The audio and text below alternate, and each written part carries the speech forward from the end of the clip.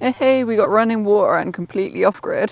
So this is the journey how we got our off-grid water system connected to allow us to have water for the whole garden without paying a water bill. So we'll get into this today and we'll be going over the collection, the storage and the pump, along with temporary distribution up across the field. So for today I'm going to get the garden water sorted. I've got this pump with a suction hose to run through this filter out of the pump into the manifold, and to have a pressure buffer with pressure tank before it goes into the garden hose pipe. Down the line I'll be connecting up water lines to 3 or 4 places around the garden so we can use it for watering the plants and animals, and maybe one day switch over to off-grid water for the house. But for now, I'm going to get all the bits connected up together and I'll get back to you. I've now got this dry fit together and I'll make a little platform for these both to bolt to and be secured as one piece, where we can move it around until it finds its final location. So this is the day I decided to make the watering system. Lovely British weather. It was sunny last week. I just finished cutting these to size and I go outside to this. This is so much better. I'll take the hell back, please. And 10 minutes later, what a wonderful day. Can't really complain about that. I've now got both of these mounted to a board.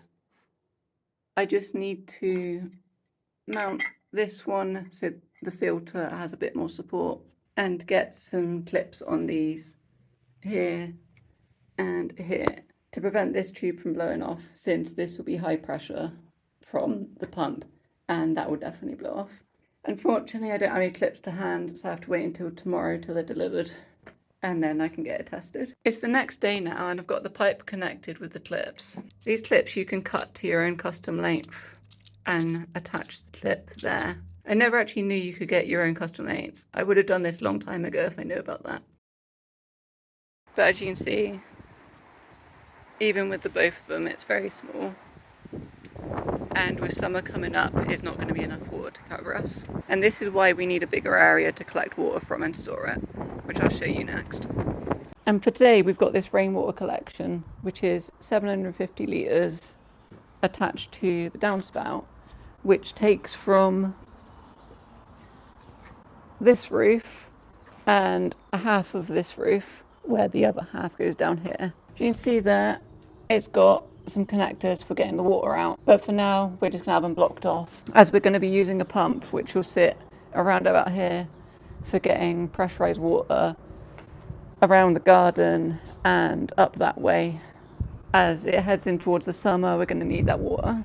This is the pump that I've hooked up together, where we've got the inlet that connects to the tube, which will go into that tank, a filter, and the pump. This side will be the pressurized side, where you got the pressure tank, so it's not constantly pulsing the pump, as this will only cut in when the pressure gets low. And here we got some connectors which will be for garden hoses to start with, but down the line some beefier pipe that heads up the hill. And this is the inlet pipe, which for now we're just going to stick this end into that container.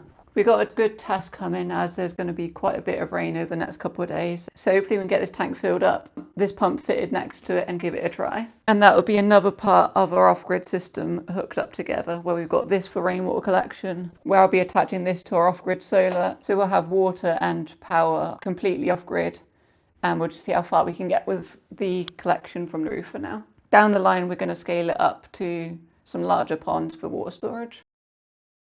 Just about finished planting these 4 sunflowers. Let's start to outline the path going up the hill when the rains have come. So that puts a halt to one project, but that allows us to continue with another project. Now that the rain started, I just got to wait for the roof to get past its dry point, where water will start running down the downpipe, and we can test out our water collection into the 750 litre water storage, which will then lead on to the water pump. Now that the rain's properly started, we can see how much we're collecting. I can already hear it from here, which is a good sign. There you go. So for now we'll just let this fill up and see how much we get later on tonight.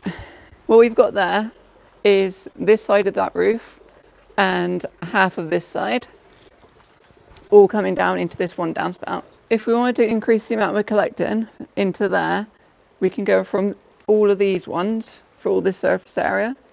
But I reckon a couple of days rain in that should do us pretty well. And now that that's filling up, we can test out the pump soon. Once we get a pump down in there, we'll be able to use the hose pipes coming up here and watering the rest of the garden rather than taking buckets up to where we've got trees planted and other bits that will need it during the summer as we expand. This will be its temporary location until we got some proper storage, until we got some larger storage up along here in the 20 to 30,000 litres range, where I'll move the pump to be powered up that way. And since it will be up there, pumping downwards, it won't have to fight gravity as much.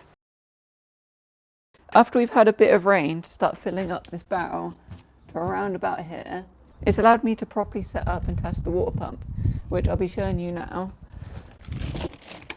So now we've got it unplugged. So for now we've just got it plugged in there when we want to use it. And this pump will pull water from the storage, which will fill up from the roof, via this filter, through the pump, onto the pressurized side, where it keeps some extra pressure in the pressure vessel, and then these hose pipe connectors allow us to use it. And you can see there where it's just kicked on because the pressure started to drop, and then when I stop it will refill. I don't know if you could hear that, but it's just stopped because the pressure's refilled. So we'll be connecting one down here for the lower part of the garden, and then this one will be going all the way up to the field, and then we'll be branching off to be using it around places. So this for now is the water collection, storage and pumped without using any water supplied by a company.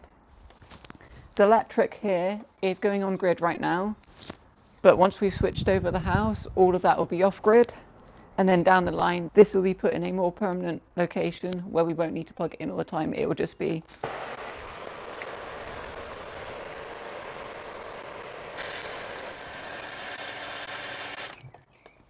in a more permanent location where we can just use it as if it was from the tap. But as you can see there, I ran it for about 30 seconds before the pump even kicked on, and then shortly after stopping, the pump was done. I've got it currently set to around about 2.5 bar, but I'll have to see how far that gets from going up the field. Further from here, we'll be having a much larger water collection via pond in the 20 to 30,000 litre range, as this is just a 750 litre one that comes from the roof. But I think this will do us for now, and we'll get on with watering around the garden. Hey, we got running water and completely off grid. So now that we're up here, we can get all the sunflowers watered without carrying water back and forth from the front of the house. The only thing now is we need a longer pipe, but we'll get into that in another video. But for today, I'm going to call this a massive win. And some of you might be thinking, how's it like for pressure being completely off? I've currently got it set on its lowest setting, and we're already getting that out of it when the pump's further down there. So yeah, what do you reckon of our water system so far? Let me know in the comments what you think, as I'll be interested to read all your feedback and see what areas I can improve on.